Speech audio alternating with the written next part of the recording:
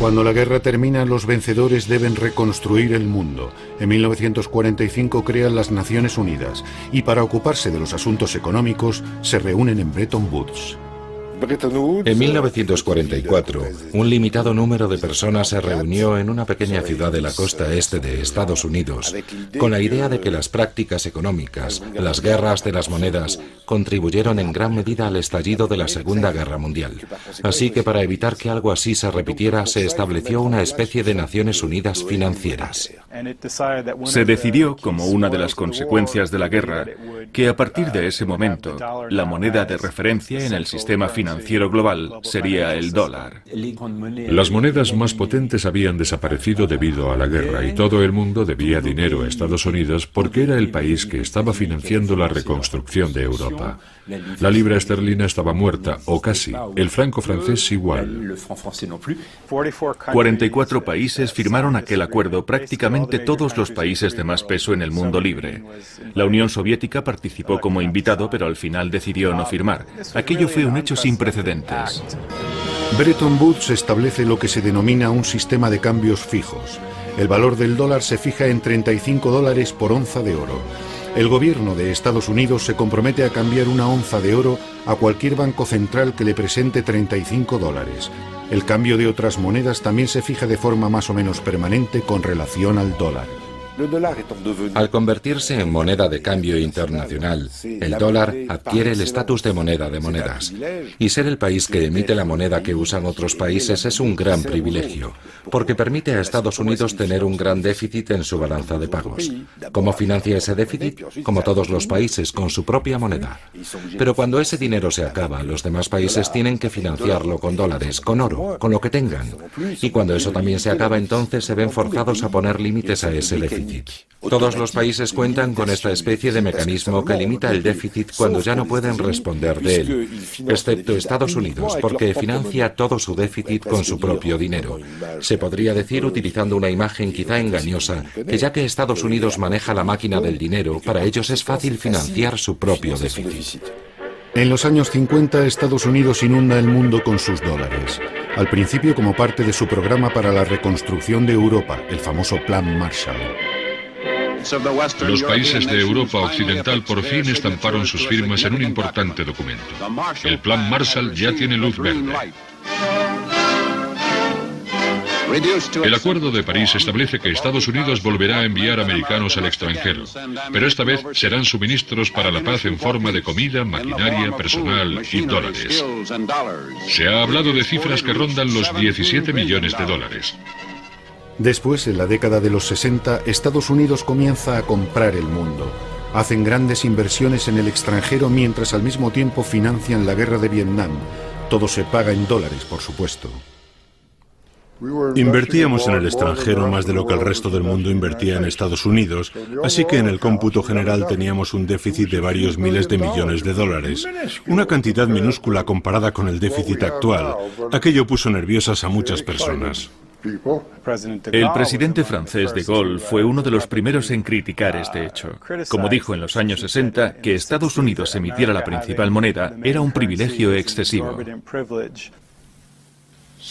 Eso lleva a los americanos a endeudarse y a hacerlo gratuitamente con respecto al extranjero. Porque aquellos que les deben dinero les pagan en dólares y no con oro, de tal que sí tiene un valor real. El oro se puede transferir a otros sin riesgos y sin sacrificios. En el invierno de 1964, Francia optó por un enfoque más agresivo que prolongó hasta después de 1965 y que se tradujo en un intento de cambiar sus dólares por oro. Bien, Francia dejó claro cuáles eran sus intenciones, pero los alemanes, que estaban haciendo lo mismo, no dijeron nada. Así que las reservas de oro estadounidenses comenzaron a bajar. Habíamos emitido tantos dólares que solo podíamos responder del 20% de toda la moneda que guardaban los bancos centrales. El miedo era que la pérdida de confianza en la economía americana provocase el pánico bancario y que todos los países corrieran a cambiar sus dólares por oro al mismo tiempo. Estados Unidos no podría responder a la demanda de oro y eso daría lugar a otro gran desastre económico. El general de Gaulle decidió retirar las reservas de oro francesas de la Reserva Federal. Se trataba únicamente de un asunto técnico, pero produjo un gran revuelo político. El general de Gaulle me preguntó, ¿está el oro ya de camino? Sí, señor, lo estamos trayendo. Luego añadió, tenemos que agilizar las cosas. Escucha, quiero que envíes el Colbert. El Colbert era nuestro único buque de guerra por aquel entonces. Enviamos el Colbert a Fornos, cargamos el oro y lo traemos de vuelta. Señor, dije, eso es imposible. Si manda un barco de guerra a Estados Unidos para traer el oro, provocará un terrible incidente diplomático. Así que al final se desechó esa idea. Los americanos no se lo habrían tomado muy bien porque pensaban que estaban proporcionando un servicio necesario al resto del mundo. Nosotros los americanos somos los que proporcionamos liquidez al sistema. Somos intermediarios financieros. Hacemos posible que el sistema financiero mundial funcione porque tenemos la competencia financiera de la que otros carecen. Es un servicio que le proporcionamos y si el dólar se convierte en un problema, será su problema, desde luego no el nuestro. Han escuchado una alusión al famoso comentario hecho por el secretario del Tesoro John Connally a una delegación de europeos que se quejaban de su política monetaria. El dólar es nuestra moneda, pero es vuestro problema.